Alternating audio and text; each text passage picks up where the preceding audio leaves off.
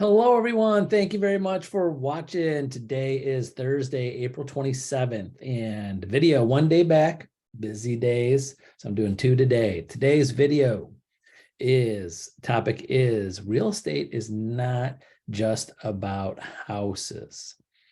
In my experience, real estate is very little about houses. It's more about people. Example, when I talk to agents, almost not just brand new agents, not just newer agents, experienced agents that we're coaching, we're thinking about things and we're talking about vision and how to talk to people and brainstorm about your scripts and dialogues and how to build a connection with people. And I asked the question, what do you sell? What do you sell? And so many agents, if they haven't heard me say this before, usually almost all of agents say, we sell houses. And I say, no, you don't sell houses. What do you sell?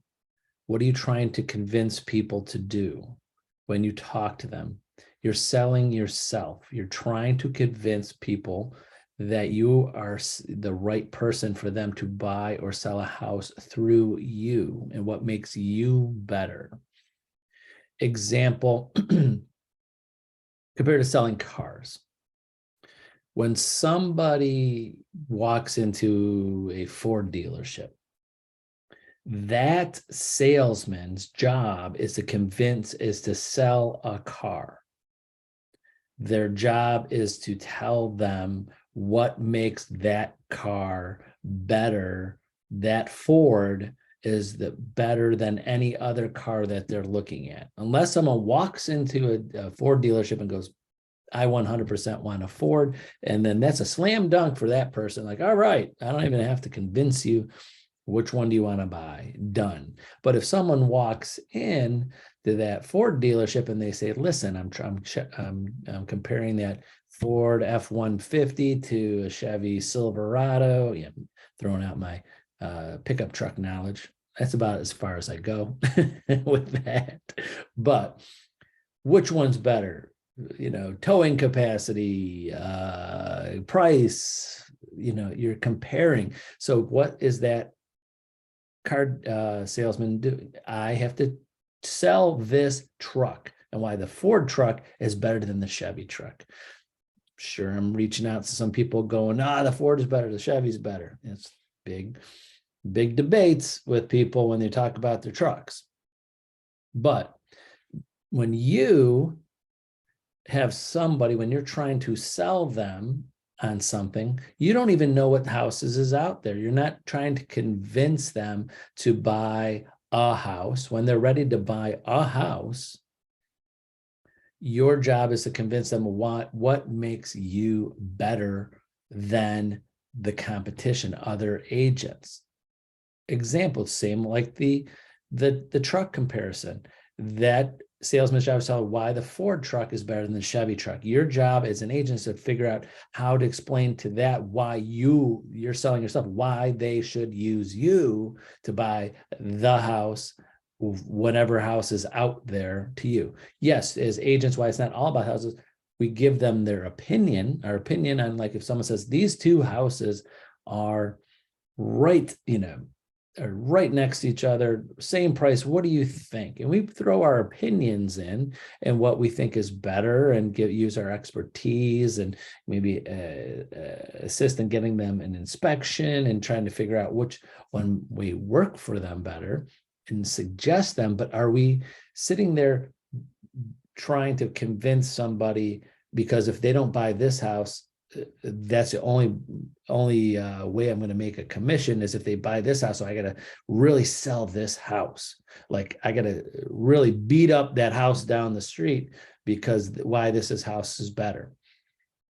Not to go off target, that happens occasionally, not often, when someone has two agents, sees this house with this agent, that house with that agent, then that agent's explaining how this house is much better because they don't want them to buy the other house they saw with the other agent. So that comes up, and it's a procuring cause issue. That's a whole different story. But traditionally, when you sold them on using you. You're the person out there showing them all the houses. Now you don't have to worry about really focusing on one house and oh my gosh, if they don't buy this one house, I'm not making any commission, because you showed them other houses and they could compare. It's like having imagine there's no car dealerships. There's Ford, Chevy, and there's independent car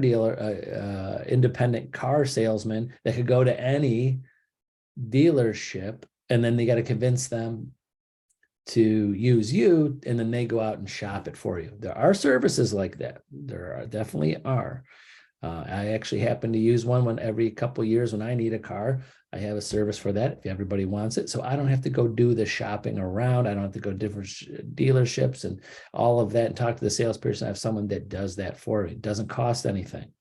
They make a commission off of it. You want information on that because you hate cars? Call me. I'll give you the great name of somebody. But traditionally, people are walking into a car dealership. Next person, salesman walks up. Similar to a restaurant. When someone walks into a restaurant, is it that server's job and that whole restaurant's job to convince those people that they're better than anybody else, or the whole restaurant's better? Like they're trying to sell you on the food and the experience, where you are trying to sell people on the service and your experience, but the thing that you're selling could be anywhere, could be anything, not just that food. Hopefully that made a comparison. I was kind of stretching there on that.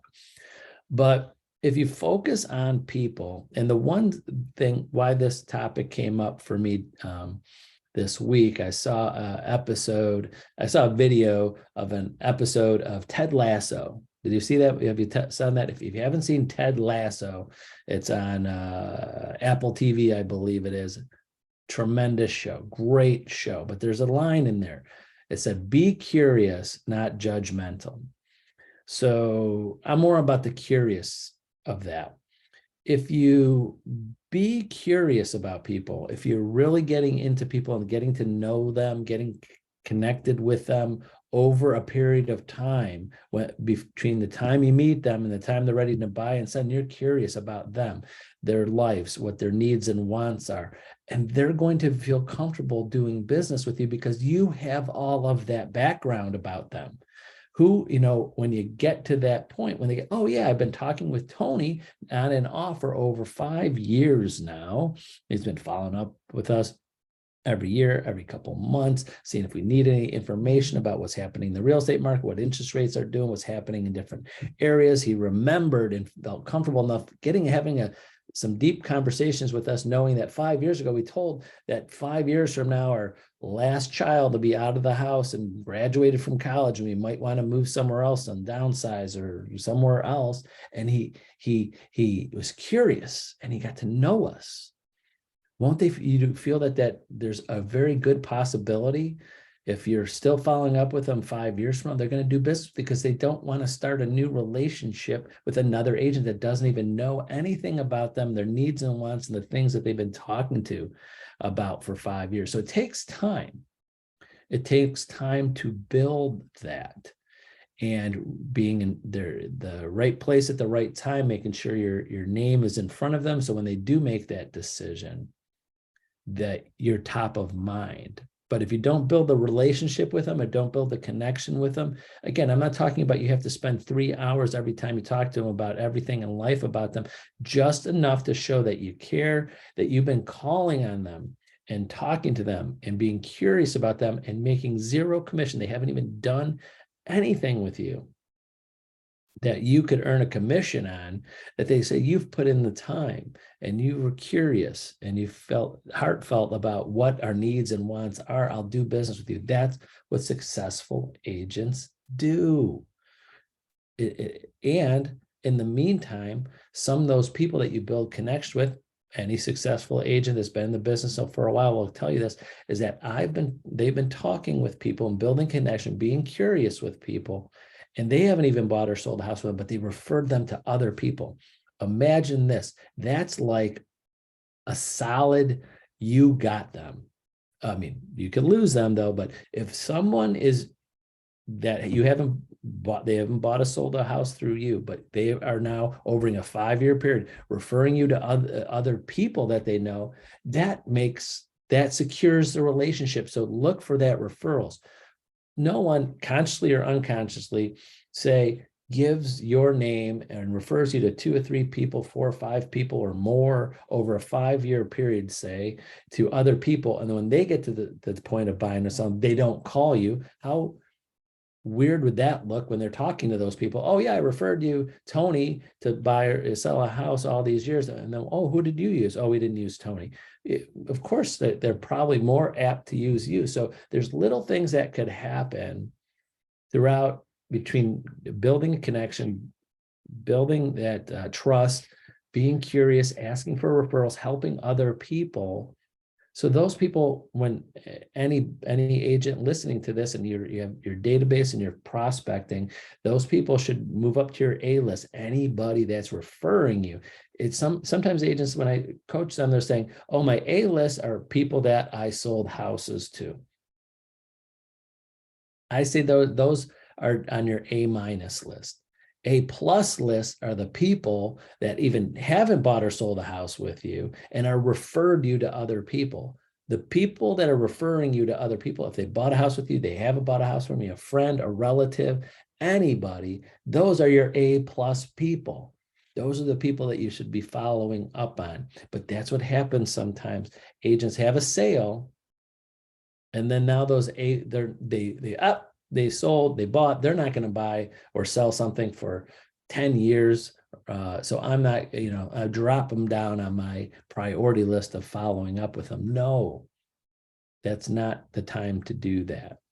So bottom line, sorry, this video went a little longer than I was expecting, but is that real estate's not about selling houses completely. It's more about people and relationships, being curious, finding out about people, building that trust, and showing people you're putting in some effort to get to know them, being curious over a period of time and consistently following up with them. So when they're ready, they'll use you. And then along the way, trying to get out some referrals from them to solidify that you are their person even more. So you could be doing these things, but again, it takes time. That's some of the time some agents are just not patient enough to wait this long period of time between that timeline of when you're building that relationship and when they're looking to buy or sell. We can't convince someone to buy a house when they don't want to buy a house and they're not ready in their life to buy a house or ready to sell a house.